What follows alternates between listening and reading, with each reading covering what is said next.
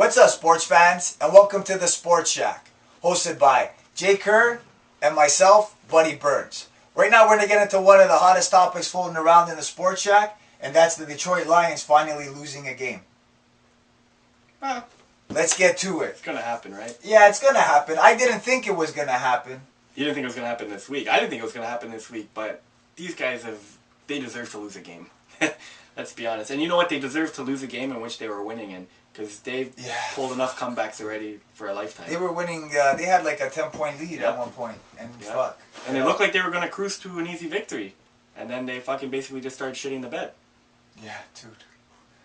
But they lost, 25-19? Yeah, it was a lot closer game than a 6-point game, let's be honest, because they got that late field goal. Right. Fucking Frank Gore tore it up.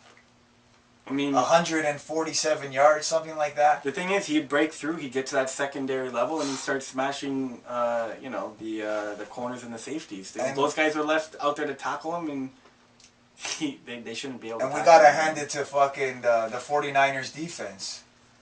Like, those guys are a sound defensive team, but you know what? They sacked Stafford 5 times, man. That was fucking huge. But that's a lot on that offensive line, and that offensive line has gone through periods where they don't fucking show up. Yeah, and their defensive line didn't hold back fucking their defensive line was too busy running by them.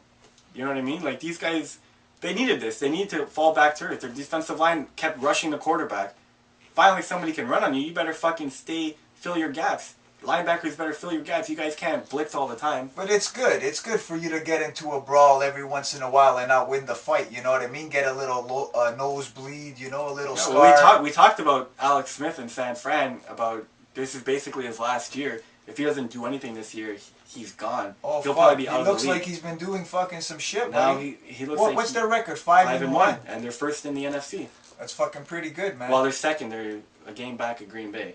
They're bringing back the glory years of the 49ers, man. Well, come on. I know it's early, week 6, but still, man. If they can get Frank Gore, they have a good tight end in Vernon Davis, and they have a wide receiver, Michael Crabtree. Yeah. So as long as they get some more production out of their wide receivers, the team should be pretty good. But that's basically their problem, is that Alex Smith couldn't throw the ball deep, and now maybe they can run the ball, and that'll help with that out. Yeah. Well, what about the second big story of probably the biggest story of that game sure, was everyone's been talking about it. The coaches. The handshake at the end. I mean, yeah. The handshake and the slap on the back. Jim Harbaugh fucking, big handshake, and then, with his other hand, he kind of like pushed the guy aside, and he didn't like that. And the fact that he never went fucking right at him, man. It took him a second. It took Schwartz a second to figure out what the hell happened. Yeah. And then when he figured out, he bolted for the guy. You know what I mean? Like, he was upset. That was funny, man. But everyone's been talking about it. They're not going to get fined by the league or nothing. They might. No, they're not. They're not. Okay. They're not. As far as I know. Maybe tomorrow. Who knows? There were players involved holding back, like opposing players. Yeah. San Fran holding back Jim. Like, don't touch the other team's coach. No. That's when the players came in. I want to know where the choice players were. All those San Fran guys were all around Jim Harbaugh. Because they were going to the tunnel. Like, where were the Detroit players, buddy? Because they still had their heads down. If I'm the coach, I'll go back in there and be like, yo, where the hell were you guys? Honestly, you guys didn't have my back. Fuck you. That's what I would tell them. Make those guys feel bad. You know what I mean? Where were they?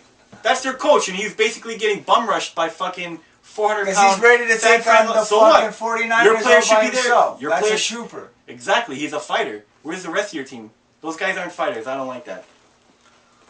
Well, that's pretty much it for this show. Follow us on, you want to give college picks? Do you have any?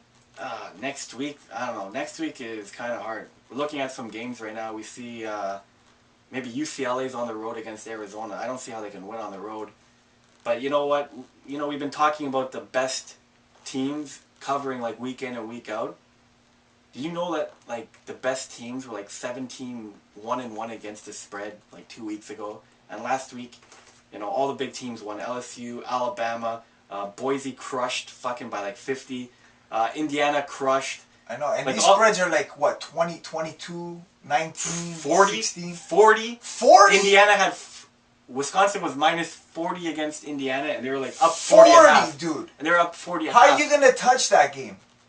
I don't know. Just fucking took it, and he won. And they won it by half. He won that bet by half. Yeah, this guy's a degenerate.